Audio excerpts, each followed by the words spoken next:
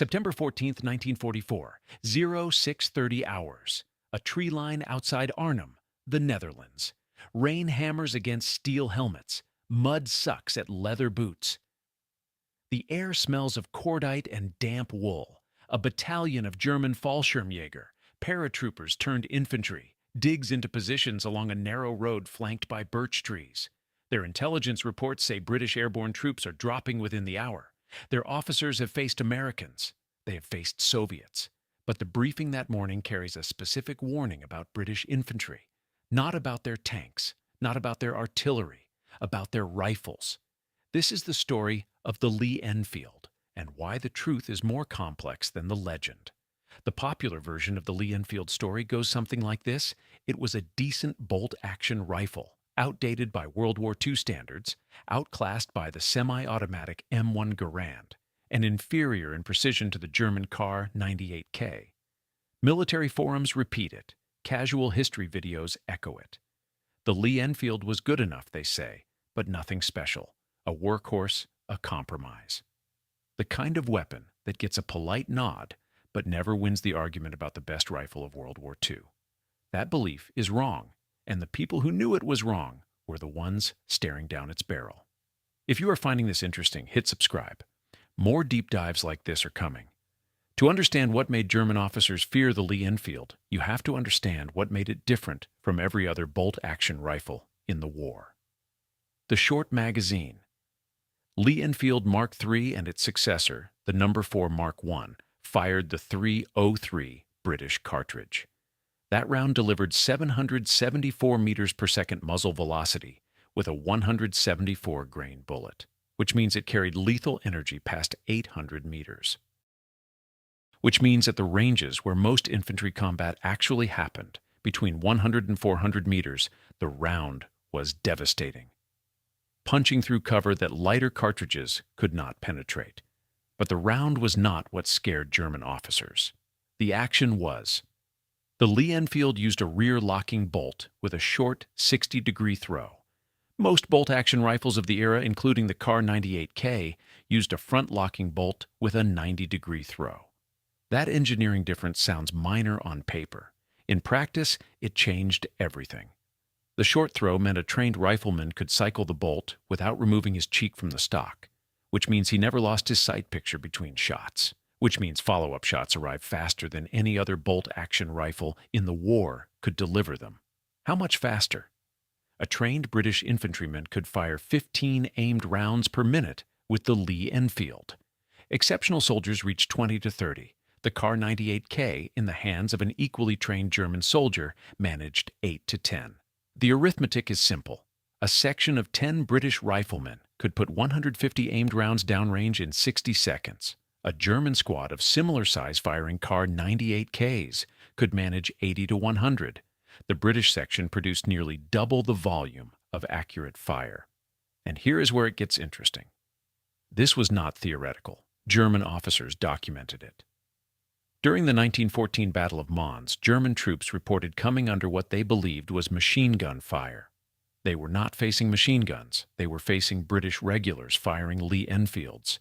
That reputation carried forward through both wars. By 1940, German after-action reports from France noted the density of British rifle fire as a consistent tactical problem.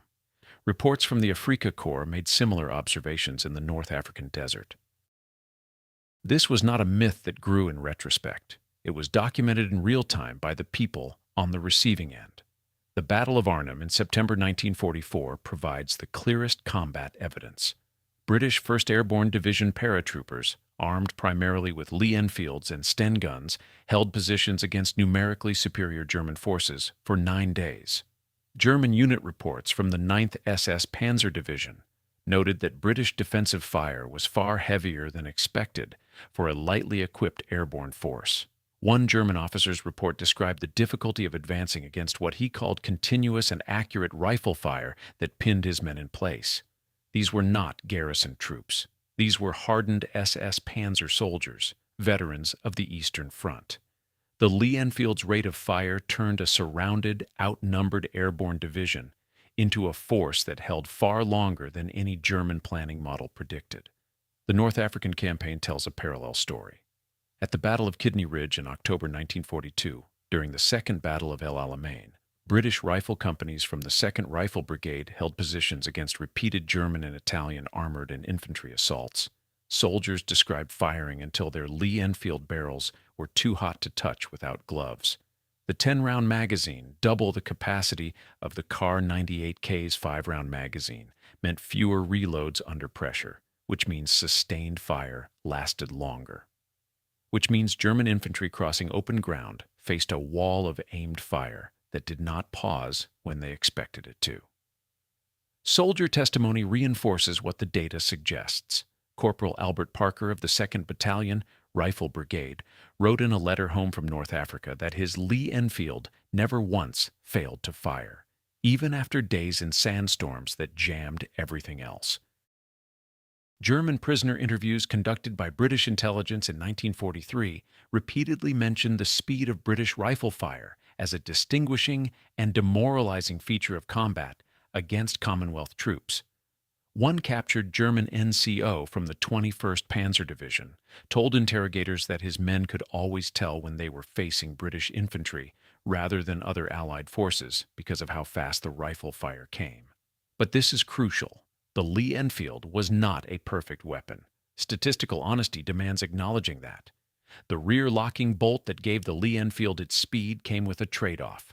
Rear-locking bolts are inherently less rigid than front-locking designs, which means the Lee-Enfield was less mechanically accurate at extreme long range than the Kar 98K. German snipers using scoped Kar 98Ks had a genuine precision advantage beyond 600 meters. At distances where individual marksmanship mattered more than volume of fire, the German rifle was the superior tool. The .303 British cartridge, while powerful, also produced significant recoil. Sustained rapid fire was physically demanding. Soldiers who fired hundreds of rounds in prolonged engagements reported severe bruising to the shoulder and forearm. The weapon's virtues extracted a physical cost, and the myth of the Lee-Enfield as merely adequate has its own logic. Compared to the M1 Garand's semi-automatic action, any bolt-action rifle looks dated. The American rifle did not require manual cycling at all. In a vacuum, the M1 Garand was the more modern design. The mistake is assuming modern always means better in context.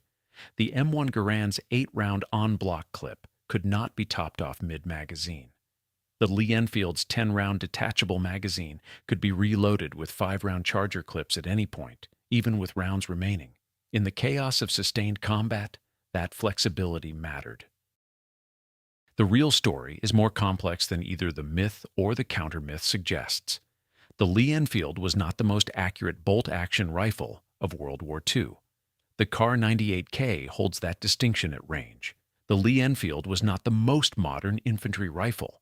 The M1 Garand claims that title. What the Lee-Enfield was, and what German officers feared, was the fastest killing bolt-action rifle ever designed for volume of aimed fire at combat distances. It turned every trained British soldier into something approaching a light automatic weapon, not through technology, through engineering matched perfectly to tactical doctrine. British infantry doctrine emphasized the mad minute, rapid aimed fire delivered in disciplined volleys. The Lee-Enfield was not merely compatible with that doctrine, it was designed for it. The rifle and the doctrine evolved together across decades, each shaping the other. By World War II, that integration was seamless. A British rifle section did not just carry Lee-Enfields. They fought as a system where the rifle's rate of fire was the centerpiece of tactical planning. And that is what German officers feared, not the rifle in isolation, not the cartridge, not the sights, the system. A weapon so perfectly matched to its doctrine that it produced firepower out of proportion to the number of soldiers carrying it. September 14, 1944. That tree line outside Arnhem. The Fallschirmjäger in their positions heard the drone of transport aircraft overhead and watched parachutes blossom across the gray Dutch sky. Within hours, they advanced on British positions, and they met exactly what their briefing had warned them about. Rifle fire so fast, so accurate, and so sustained that it stopped veteran soldiers in their tracks. That is the lesson of the Lee-Enfield. The best weapon is not the one with the most impressive specifications on paper. It is the one that fits its doctrine so completely that soldiers become more dangerous than their numbers suggest. And that is why, 8 decades later, the Lee-Enfield remains the standard by which bolt-action military rifles are judged, not for precision, not for modernity. For the thing that actually wins firefights, sustained, aimed, killing volume of fire.